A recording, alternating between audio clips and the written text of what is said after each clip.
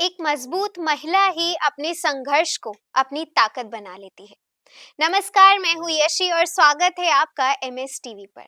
हमेशा की तरह इस बार भी हमारे बहुत ही खास प्रोग्राम में, जिसका नाम है रूबरू, हमारे साथ में मौजूद है बहुत ही स्पेशल गेस्ट। हमने जैसा कि आपको पहले भी बताया है कि जितने भी हमारी विमेन द अचीवर्स हैं, सरोजनी नायडू अवॉर्डीज हैं, हम उनके साथ में एक बेहद खास प्रोग्राम ऑर्गेनाइज कर रहे हैं, एक बहुत ही स्पेशल सा इंटरव्यू ऑर्गेनाइज कर रहे हैं।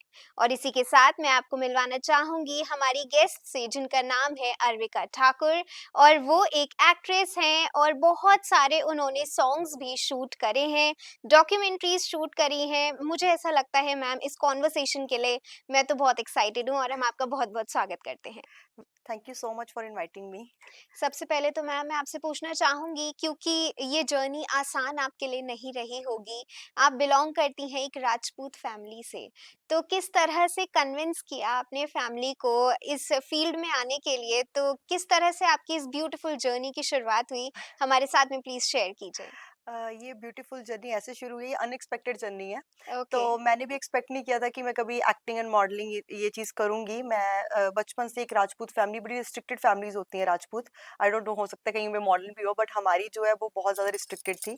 हमें घर से बाहर जाना अलाउ नहीं था, मुझे बाहर खेलना अलाउ नहीं था कि तुम राजपूत हो तो तुम घर पे ही रहोगी। तो बचपन से डांस का बहुत शौक था हम्म। और एक्टिंग बहुत अच्छी लगती थी। टीवी में जब देखती थी तो मम्मी को भी बहुत पसंद था।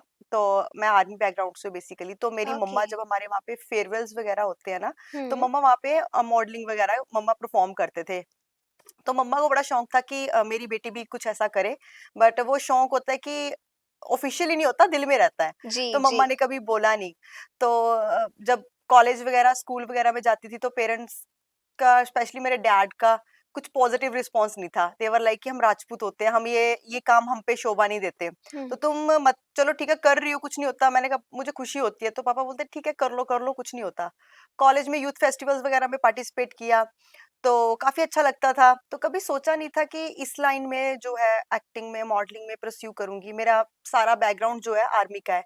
मेरे पापा आर्मी में, दादा आर्मी में, तो हमारी आर्मी बैकग्राउंड रहा है। तो जहाँ जी। पे ज़िम्मेदारी बैकग्राउंड, ज़िम्मेदारी जो होते हैं वो मतलब कि बहुत ज़मीन वाले होते हैं। बिल्कुल। तो हमारे ज़मीनों वगैरह का काफ़ी रहा है। तो ये फ़ील्ड हमारे में इतनी रिस्पेक्टेड नहीं समझी जाती। तो उनको बोलते हैं गवर्नमेंट जॉब कर लो, हम्म। ज़्यादा से ज़्यादा, या शादी कर लो। जी तो बिल्कुल। लड़कियों को तो मुझे लगता है कि प्रेशर किया जाता है कि बस शादी के लिए प्रिपेयर किया जाता है एक। तो फिर करती थी कॉलेज में यूथ फेस्टिवल्स वगैरह में, तो जब अवार्ड्स वगैरह भी आते थे, डैडी हाँ ठीक है, करो कोई चक्कर नहीं। हम्म। तो इतना सोचा नहीं क्योंकि गवर्नमेंट बैकग्राउंड था और कोई था नहीं इस फील्ड में। तो ऐसा कभी माइंड में नहीं आया कि एक्टिंग मॉडलिंग वगैरह करेंगे। जी। तो फिर मैं पापा बोलते ठीक है, जब कॉलेज खत्म हुआ तो पापा बोलते अब शादी होगी। ओ। तो मैं, हमारे में कॉलेज खत्म होते ही शादी हो जाती है। हाँ तो जी। मैंने कहा शादी तो नहीं मुझे करनी, जो करना है कर लो, शादी तो नहीं करूँगी मैं इतनी जल्दी, कुछ बचपन से था कुछ करना है। हाँ। तो मैंने कहा मैं जॉब करूँगी। तो मैंने ओके। जॉब करना शुरू की, फर्स्ट जॉब करना शुरू की। तो जैसे जॉब की तो फिर पेरेंट्स को हो गया कि करना क्या चाहती है? तो मैंने पहले तो बोला कनाडा जाना है क्योंकि मैक्सिमम पंजाबी कनाडा जाते हैं। जी तो मैंने जी। कहा मैं भी कनाडा जाऊँगी। तो डैड बोलते हैं हमारे राजपूतों की लड़कियाँ कनाडा नहीं जाती। मैंने हाँ। कहा चलो ठीक है नहीं जाती। तो मैंने कहा बिज़नेस के लिए पैसा दे दो। नहीं, बिज़नेस के लिए पैसा नहीं मिलेगा। ओ। तो मैंने कहा चलो ठीक है। तो मैंने कहा ऐसा करो फिर क्या क्या एमबीए करवा दो। कहते जो करना है अपने लोकल एरिया में कर ले। तो मैंने कहा लोकल एरिया में क्या ही होगा। तो मैंने कहा आप क्या चाहते हो? कहते शादी कर ले। तो मैंने कहा ये राजपूतों को शोभा है ना, मतलब ये करवाना चाहते हो, मतलब बाकी कुछ नहीं। तो पेरेंट्स बोलते कि हाँ। तो फिर मैंने जिद की, मैंने जॉब की, जॉब के लिए क्वालिफाई तो थी मैं, सिलेक्ट हो गई, मेरे को जॉब लग गई। तो फिर जब मैंने प्राइवेट जॉब करना शुरू की तो गवर्नमेंट सेक्टर वालों के लिए प्राइवेट जॉब बड़ी इंसल्ट मानी जाती है। बिल्कुल बिल्कुल। तो पेरेंट्स बोलते क्या करना है? तो मैंने कहा ऐसा करो कुछ करने तो दे नहीं रहे हो, गवर्नमेंट जॉब की प्रिपरेशन करने दो। तो पेरेंट्स बोलते ठीक है, प्राइवेट सेक्टर में भी जॉब करके नाक की कटवा रही है, इससे अच्छा गवर्नमेंट की तैयारी कर ले। कुछ बोलने लायक तो होंगे। तो पापा ने फिर चंडीगढ़ भेज दिया। अच्छा। चंडीगढ़ में मेरे ताया-ताई रहते थे, उनके पास भेजा मुझे गवर्नमेंट जॉब की प्रिपरेशन करने। तो 34th सेक्टर जो चंडीगढ़ है, वहाँ पे सारे कोचिंग इंस्टीट्यूट हैं। तो वहाँ पे जाके मैंने कोचिंग की तैयारी करना शुरू की। हम्म। वहाँ पे लाइब्रेरी में जाती थी। अच्छा, जब मैंने कोचिंग की तैयारी करना शुरू की, तभी लॉकडाउन लग गया, कोरोना आ गया। ओ।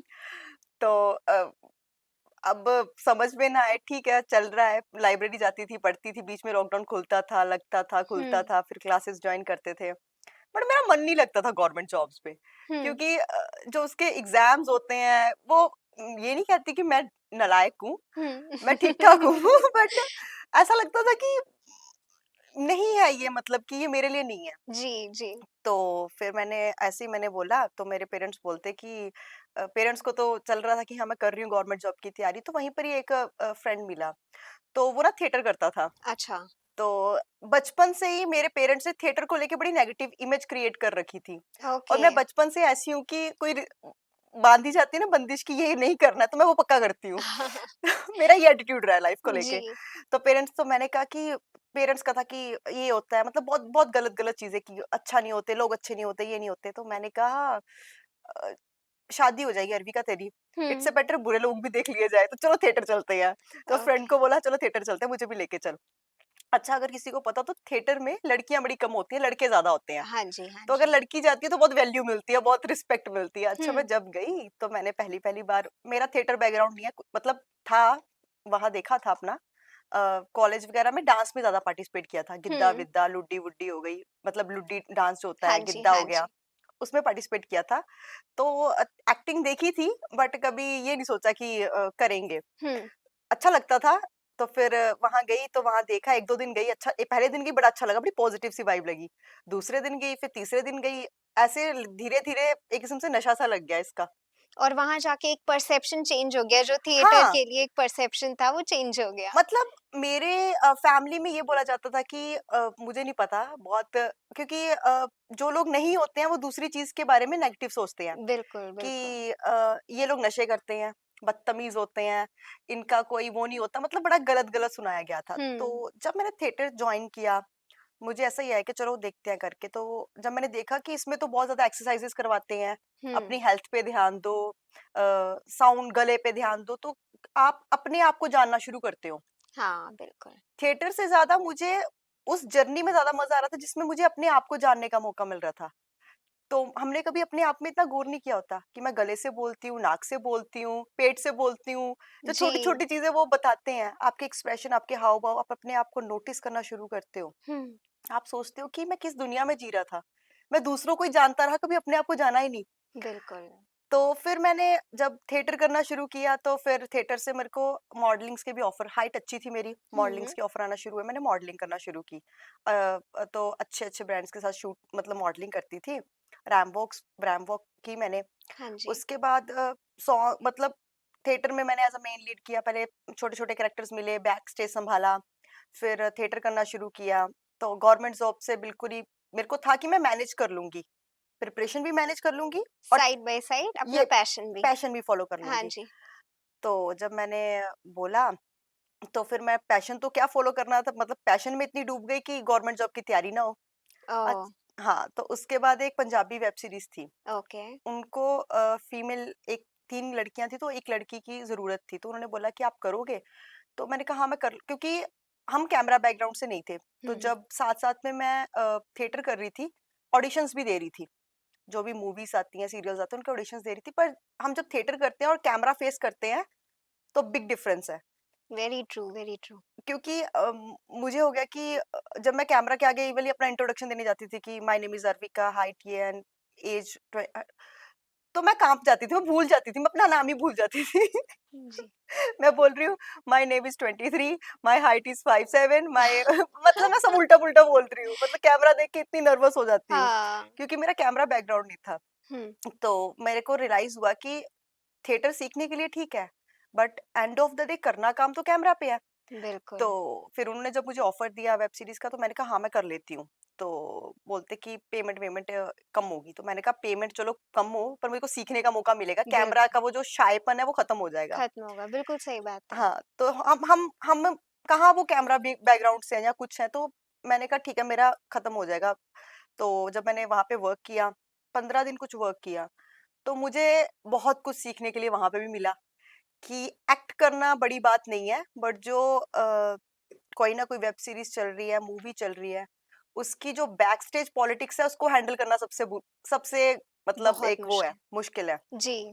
जैसे कि मैं उनमें से अच्छा परफॉर्म कर रही थी क्योंकि मेरा थिएटर बैकग्राउंड था। हुँ। मुझे अभी भी याद है, तो मेरे साथ वाले बड़े जेलस होते थे जब मेरा डायरेक्टर मेरी तारीफ करता था। ओह! तो एक ने क्या किया, मतलब मेरे साथ वालों ने क्या किया मिलके, ऐसा मुझे 3 दिन तक खाना ही नहीं दिया। ओह, और हमारा ओह! रूरल एरिया में शूट था। तो मेरे डायरेक्टर को पता लगा, वो बेचारे ने मुझे खाना दिया, मैं रोने लग पड़ी। लाइक खाना इट्स बड़ा कॉमन चीज है। हुँ, तो फिर मुझे रियलाइज हुआ कि इतना मेंटली प्रिपेयर होना पड़ेगा कि बैक स्टेज की पॉलिटिक्स भी हम हैंडल कर पाए। बिल्कुल। तो फिर जब मेरी वेब सीरीज कंप्लीट हो गई तो मैंने सोचा कि चलो, अब तो मैं स्टार बनने वाली हूँ, अब तो रिलीज हो जाएगी, अब तो पेरेंट्स को पता लग जाएगा। हुँ, तो फिर मैंने घर गई। चंडीगढ़ मेरा होम टाउन जो पठानकोट मुकेरिया में है, हुँ। तो मैं वहां गई। पापा आए हुए थे, मेरे पापा आर्मी से छुट्टी आए हुए थे। पापा को बिठाया, भाई को बिठाया, मम्मी को बिठाया। मम्मी को तो पता था, मम्मी को बता चुकी थी। मम्मी तो ठीक है, खुश है, कर रही है, ठीक है। तो पापा को बताया कि ऐसे ऐसे ऐसे है। तो अ, मतलब मेरी वेब सीरीज आने वाली है हाँ, और मैं तो स्टार बनने वाली हूँ, तो मैं तो इतने टाइम से एक्टिंग कर रही थी, मुझे एक्टिंग करनी है। तो पापा बोलते, मैंने एक्सपेक्ट नहीं किया था, मुझे लगा था गालियां पड़ेंगी, मार पड़ेगी। तो पापा कहते कि फोकस करना एक चीज पे करो, ओह! दो दो चीजों पे नहीं होगा। तो मैंने कहा ठीक है। तो पापा कहते, हमारा सपोर्ट तेरे साथ है, बट घर से क्या पैसे नहीं बात मिलेंगे। है! अच्छा, ओहो! So, जो पहले हर महीने खर्चा आ रहा था, रेंट निकल रहा था, चीजें निकल रही थी, हाँ, तो पेरेंट्स ने वो सबसे पहले तो बंद किया कि ये ओहो! तो चंडीगढ़ जाके बिगड़ गई। जो पंजाब वालों की बेसिक परसेप्शन होती है चंडीगढ़ को लेके, कि लड़की चंडीगढ़ जाके बिगड़ जाएगी। अच्छा, तो अब समझ में नहीं आ रहा था कि मतलब मैं सही कर रही हूँ, गलत कर रही हूँ, क्या कर रही हूँ। हुँ, अ, कुछ, क्योंकि हमारा कोई यहाँ पे ना तो कोई कांटेक्ट था मेरा, बिल्कुल। ना मेरा कोई ऐसा था कि मुझे कोई गाइड करने वाला नहीं था। जो हुँ। मिलते भी थे वो उल्टा ही गाइड करते थे। गलत गाइड करने वाले आपको ज़्यादा मिलते हैं ज़िंदगी में भी। आजकल तो बहुत बहुत कम ऐसे लोग होंगे जो एनकरेज करें, जो हमें सही राह दिखाएँ, बिल्कुल। और कई लोगों को सही राह पता भी होता है, वो जानबूझ के गलत राह पे डालते हैं आपको। बिल्कुल, सही बात है। उनका आपका टैलेंट दिखता है, चीज़ें दिखती हैं कि आप में कुछ तो बात है, पर वो हुँ, सोचते हैं कि हमारा नहीं कुछ बन रहा, इसका भी ना कुछ बने, हाँ। हमारे काम आ जाए। तो मेरा ऐसा नहीं था, मैंने कहा कि इतनी तो सेंसेस थी, सही गलत तो इतनी उम्र तो हो चुकी थी, हुँ, सही गलत का पता लग चुका था। तो जब कोई उल्टा गाइड करता था तो मैं कहती थी नहीं, ऐसा है ही नहीं। हुँ, तो मैं सुनती नहीं थी वो चीज़, मुझे था कि मैं खुद रास्ता देख लूँगी, तुम उल्टा-सीधा गाइड मत करो। अच्छा, हुँ, थिएटर करती रही साथ-साथ में चीज़ें, ऑफर्स आते रहे, छोटे-छोटे ऑफर्स आते रहे, बट ऐसा कुछ बिग ब्रेक नहीं मिल रहा था। तो फिर मैंने सोचा कि क्या करूँ? फिर मैं साथ में जॉब करना शुरू कर दी। दूसरी जॉब अच्छा। मेरी स्टार्ट होगी प्राइवेट। तो पेरेंट्स नाराज़ थे कि शादी कर ले। फिर शादी का बर्डन फूटना शुरू हुआ, तेरी शादी कर ले, उम्र हो रही है, लड़का नहीं अच्छा मिलेगा, हुँ, यू नो। तो शादी बहुत ज़रूरी है लड़कियों के लिए। बहुत समझाया, भाई कह रहे तू शादी कर ले, नहीं तो मैं शादी नहीं करूँगा। तो तो काफ़ी फिर घर वालों इतने नाराज़ हो गए, एक मोमेंट पे बात करना बंद कर दी। ओह! बिल्कुल कट ऑफ कर दिया। मम्मी ने कट ऑफ कर दिया, भाई ने कट ऑफ कर दिया, सबने कट ऑफ कर दिया। तो वो टाइम बहुत ज़्यादा हार्ड था। तो फिर मैंने बोला कि ठीक है, मैं जॉब कर तो कर रही थी, साथ में अपना फ़ोकस कर रही हूँ, पर बीच में पेरेंट्स फ़ोन करके फिर से वही ताना कसते थे। और आप जितना भी ऊपर ग्रो किए होते, फिर आपको वो हो जाता है। जी। फिर मेरा धीरे-धीरे मैंने सीरियल्स किए, अपना पंजाबी इंडस्ट्री में, हिंदी हुँ, इंडस्ट्री में सीरियल्स किए। थोड़ा मूवीज़ वगैरह, छोटा-मोटा, मतलब जो मूवीज़ वगैरह हो गई। फिर अपना वेब सीरीज़ छोट मिल रहे थे, तो वो कर रही थी।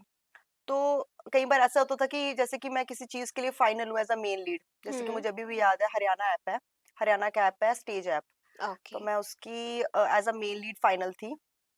तो मुझे लगता है ये सबसे ज़्यादा आपको चीज़ें तोड़ती है इंडस्ट्री में, कि आप किसी चीज़ के लिए फाइनल हो, कल आपका शूट होने वाला है, रात में ही आप रिप्लेस हो जाते हो।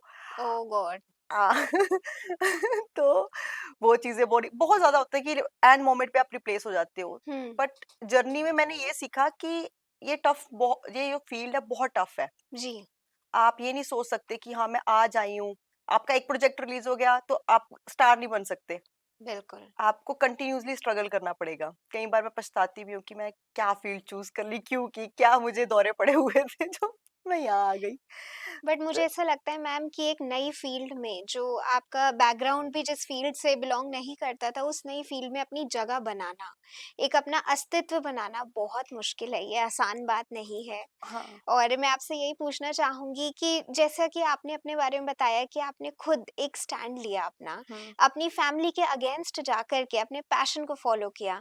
तो आज के मुकाम में आप किस तरह से, या आज की जो विमेन हैं, उनको एक सलाह देना चाहेंगे? एक एडवाइस देना चाहेंगी कि अपना ओपिनियन रखें? एटलीस्ट आज भी हम जैसे बहुत लोगों को देखते हैं, बहुत महिलाओं को देखते हैं जो अपना ओपिनियन नहीं रख पाती हैं, चाहे वो डर की वजह से हो, मेल डोमिनेंस की वजह से हो, बट वो रखना बहुत ज़रूरी है। तो आप किस तरह से एडवाइस अ, करेंगी? मुझे नहीं लगता पैसे तो मैं इतनी काबिल हूँ कि किसी को एडवाइस करूँ, इतना तो नहीं हूँ। बट मेरे को ये चीज़ लगती है कि औरतों को शादी से पहले अपनी ज़िंदगी को देखना चाहिए ज़रूर। उन्हें काम ज़रूर करना चाहिए, हुँ, क्योंकि शादी में इज़्ज़त मुझे लगता है 6 महीने या 1 साल तक है।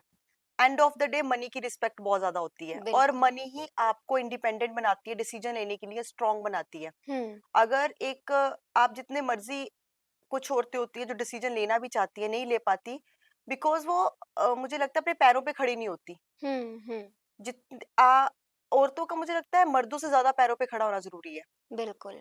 क्यों? अगर आप अपने तभी डिसीजंस ले सकते हो, आप अपनी आवाज़ तभी उठा सकते हो, आप अपने आप को तभी किसी को बता सकते हो अगर आप जॉब करते हो या जी। किसी ना किसी वे में अर्निंग कर रहे हो। हुँ, सोसाइटी में जो मैंने चीज़ रियलाइज़ की है कि मनी पैसे की बहुत रिस्पेक्ट है। बिल्कुल सही बात है। हाउसवाइफ्स की इतनी रिस्पेक्ट नहीं की जाती। जबकि हाउसवाइफ का कंट्रीब्यूशन जो है, वो हम कंपेयर ही नहीं कर सकते। जितना उन्होंने घर बनाया है, जितना उनका कंपैरिज़न है, हम नहीं कर सकते। जी। एक बच्चे को एक समझदारी से ग्रो करना कि उसको गलत सही का पता हो, तो उसमें हमारी हाउसवाइफ जो हमारी मम्मियाँ रही हैं स्पेशली उनकी जो हुँ, कंट्रीब्यूशन है बहुत है। बट बीमार होती हैं फिर भी खाना बना रही हैं। बट ये चीज़ है और कहीं न कहीं आजकल मैं ये चीज़ भी देखती हूँ कि औरतों के जॉब करने के च उसके उन पे ज़्यादा ही बर्डन आ गया है। हुँ, मुझे लगता है मर्दों को भी इतना एज़ अ गुड मदर उनको सिखा अपनी माँ उनकी माँओं को सिखाना चाहिए बिल्कुल, बिल्कुल सही कि बात है। घर आते हो, आप थके हुए हो तो वो भी थकी हुई है, आपको इक्वली काम करना चाहिए। हुँ, अब मेरे घर में ऐसा माहौल है कि मतलब जैसे कि राजपूतों में बेसिकली माहौल होता है कि मेल डोमिनेंस मुझे लगता है राजपूतों में क्या सरदारों में सब में जो जितने जी, मेरे फ्रेंड्स जी। हैं सब बताते हैं कि सब में मेल डोमिनेंस ज्यादा है हुँ, हुँ, कि एक मैं बहुत है एक वो हमारी आई थिंक इंडियन कल्चर का ही पार्ट है। बिल्कुल सही बात है। ये नहीं कि किसी और ने वो किया हुआ है, वो हमने ही कहीं ना कहीं मर्दों को ऊपर रखा हुआ है। अगर एक मैक्सिमम सोसाइटी में ऐसा होता है कि अगर एक लड़की प्रेग्नेंट है तो उससे लड़के की अपेक्षा होती है हुँ, एज पर टू लड़की के। जबकि पता सबको है कि लड़कियां ज्यादा करती हैं, जी, जी। इमोशनली ज्यादा पेरेंट्स से कनेक्टेड होती हैं, हर चीज में ज्यादा होती हैं, बट वो चीज होती है। हुँ, तो मुझे लगता है कि आपका लाइफ में पैरों पे खड़े होना सबसे ज्यादा जरूरी है बिल्कुल। और एक अच्छा पार्टनर मिल जाए तो सबसे अच्छी बात होती है। बट चलो अब सोसाइटी चल रही है ऐसे, अब हम क्या कर सकते हैं। बट हाँ, लेडीज काफी स्टैंड ले रही है आगे से तो। बिल्कुल और मैम आजकल के दौर में भी मतलब हम ये चीज़ देखते हैं कि हर चीज़ में इतना एडवांसमेंट हो रहा है, टेक्नोलॉजी के मामले में चीज़ें इतनी एडवांस्ड हो रही हैं, मगर सोच आज भी बहुत लोगों की वहीं की वहीं है कि औरतों को आगे बढ़ने नहीं देना, तो बहुत गलत चीज़ है। मुझे लगता है उनकी सोच ये है कि अगर औरत आगे बढ़ जाएगी ना, हुँ, तो वो हाथ से निकल जाएगी। हुँ।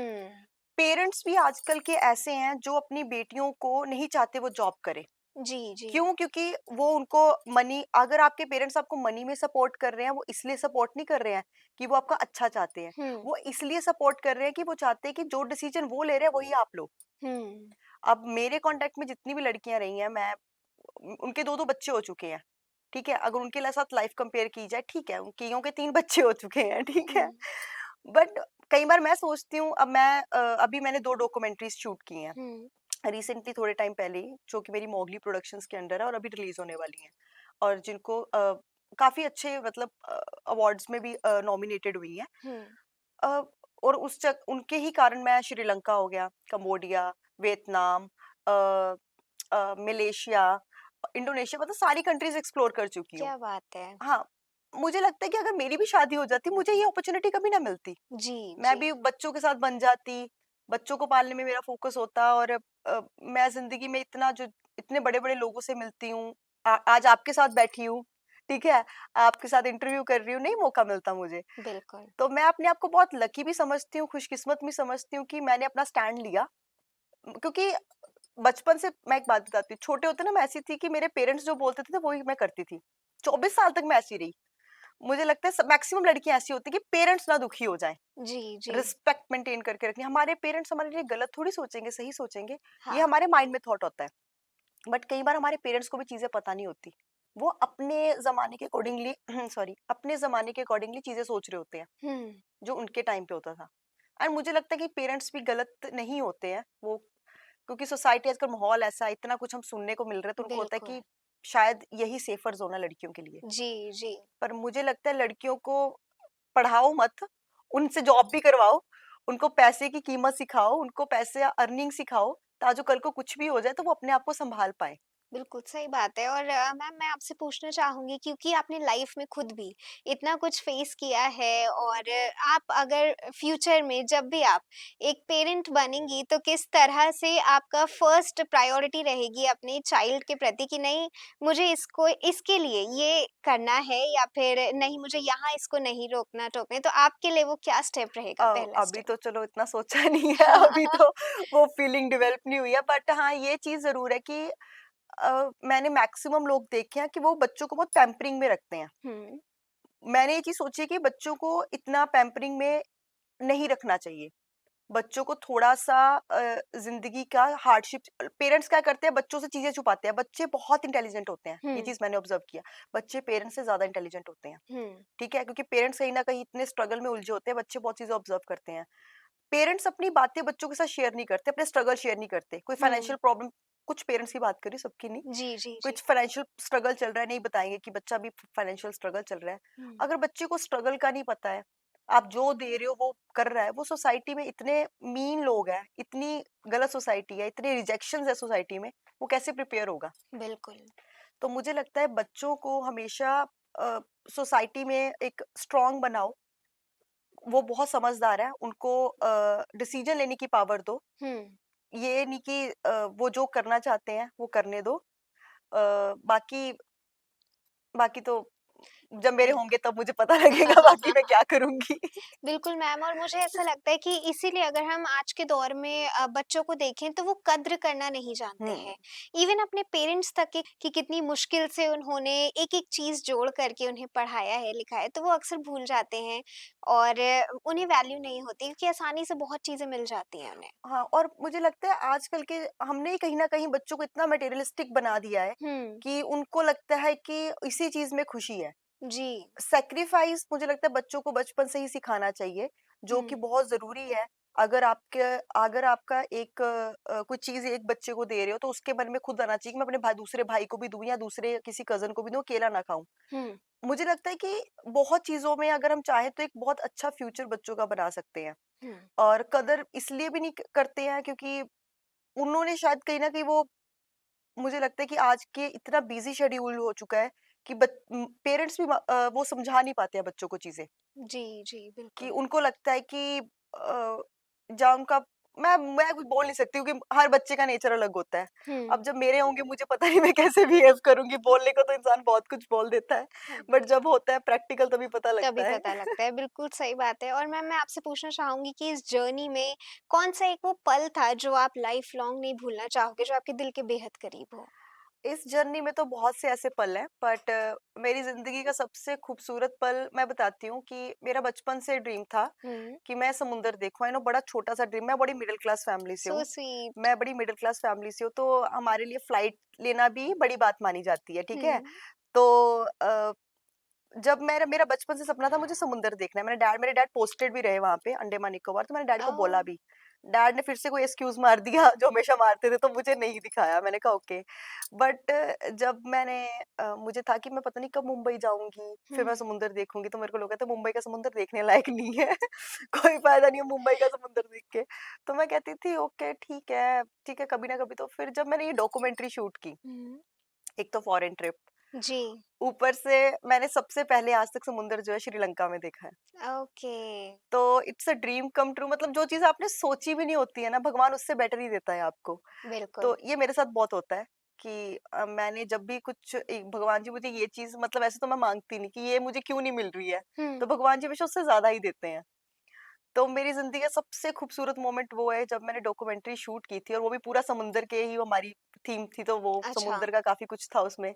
तो इट्स लाइक कि ऐसा लग रहा था कि भगवान ने साथ बैठ के सुना होता है।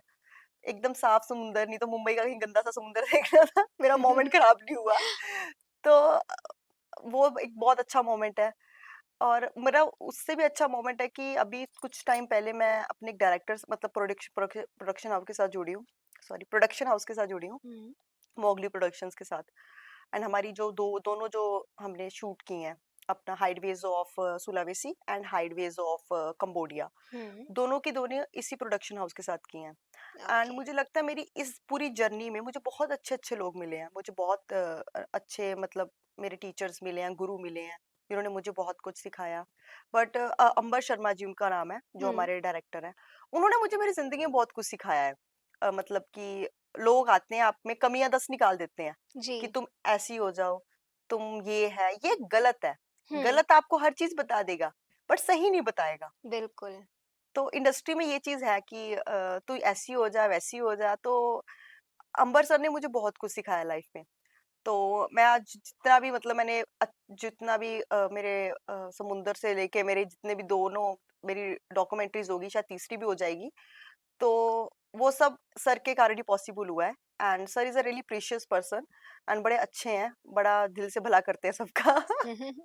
और मैम मुझे ऐसा लगता है कि आप सचमुच हम सभी के लिए एक इंस्पिरेशन है क्योंकि एक जो इनोसेंस हमेशा कायम रहनी चाहिए ना वो चीज़ कभी नहीं जानी चाहिए। मुझे ऐसा लगता है कि आपकी पर्सनालिटी में वो इनोसेंस, वो थोड़ा-सा चुलबुलापन आपको भी खुश रखता है और आपके जो भी आस-पास लोग होते हैं उनको भी बेहद खुश रखता है। और मैं आपसे पूछना चाहूँगी मैम उस पल के बारे में जब आपको सरोजिनी नायडू अवार्ड से सम्मानित किया गया था मारवा स्टूडियोज़ पर। तो वो एक मोमेंट आपके लिए किस तरह से स्पेशल था? मैं आपको बताती हूँ कि मुझे ना मेल आया था, ठीक है? मैंने अप्लाई तो कर दिया, मैंने हाँ मुझे जी। ना किसी ने बताया तो मैंने अप्लाई किया। हुँ, पहले तो मेरा अप्लाई करने का मन भी नहीं था। तो अप्लाई करने का इसलिए मन नहीं था कि मैं करना नहीं चाहती, मुझे लगा कहाँ ही मिलेगा, हाँ ठीक है? जी। इतना बड़ा अवार्ड है, क्या है? तो सर ने मुझे डाँटा कि अप्लाई कर ले, तू एलिजिबल है, कर ले। मैंने कहा सर कुछ नहीं होगा, तो कहते ठीक है, तो अगर कुछ नहीं होगा तो तू भेज दे। हुँ, मैंने कहा ठीक है, मैं भेज देती हूँ। मैंने ना एक्सपेक्ट नहीं किया था, सच्ची बताऊँ मेरे को कुछ एक्सपेक्टेड नहीं था। तो मैंने ना भेज दिया, तो जब उनका आया, अच्छा मेल आया तो जब मेल आया तो मैंने पूरा मेल पढ़ा, तो मैं सर को बता रही हूँ, मैं कहा सर ऐसे-ऐसे मेल आया है, नॉमिनेट किया गया है, तो सर बोलते हैं मिल गया अवार्ड तुझे। मैंने कहा नहीं नॉमिनेट है, मिला नहीं है। हाँ, सर हाँ, हाँ। कहते मुझे यकीन नहीं हो रहा था कि अवार्ड मिलेगा, सच्ची बात बताऊँ।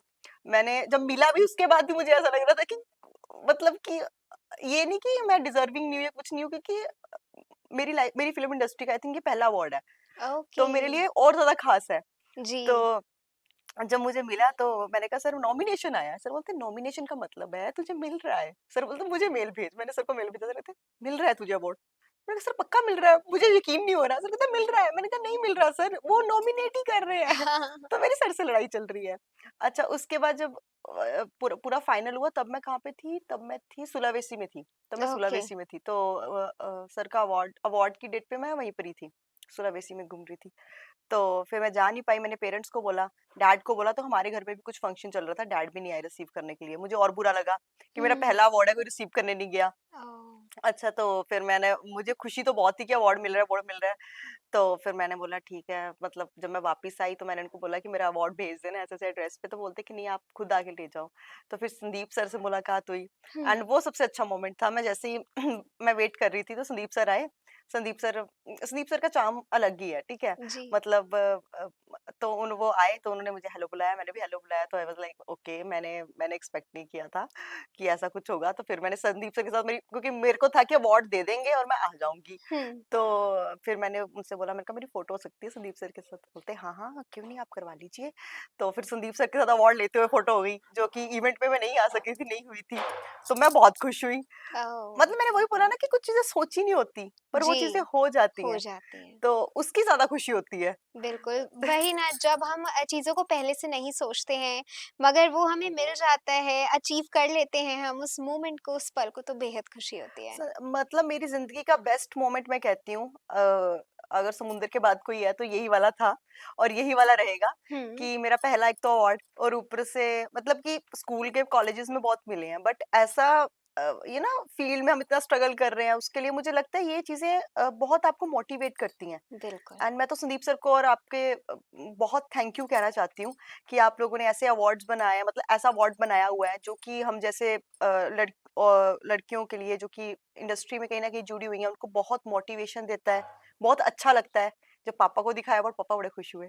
सबसे ज़्यादा जब मेरे डैड प्राउड करते हैं ना, तो जी, तब मेरे को बड़ा अच्छा लगता है कि अच्छा लगता हाँ, है। तो डैड को दिखाया, "पापा ये देखो मैं इनसे सर से भी मिलकर आई, पापा ये देखो मेरे को अवार्ड सो मिला।" Sweet, so sweet. तो मैम ये एनकरेजमेंट ना मुझे ऐसा लगता है बेहद ज़रूरी है, क्योंकि आजकल बहुत के टाइम में कोई नहीं है जो मोटिवेट करे, कोई नहीं एनकरेज करता। करे। बट संदीप सर ने जो मतलब ये जो इंस्टीट्यूट ने किया हुआ है, मैं इसके लिए बहुत थैंक यू बोलती हूँ उनको कि छोटी चीज़ नहीं है कि मैंने अवार्ड के लिए, वो अवार्ड भी छोटी चीज़ नहीं है। तो साथ वालों की तो जो थिएटर वाले थे वो सब जले हुए थे कि इसको कैसे मिल गया ये वो। बट मतलब बड़ा खुशी होती है, और खुशी उससे ज़्यादा होती है जब आस-पास वाले जलते हैं, वो ज़्यादा खुशी देता है आपको।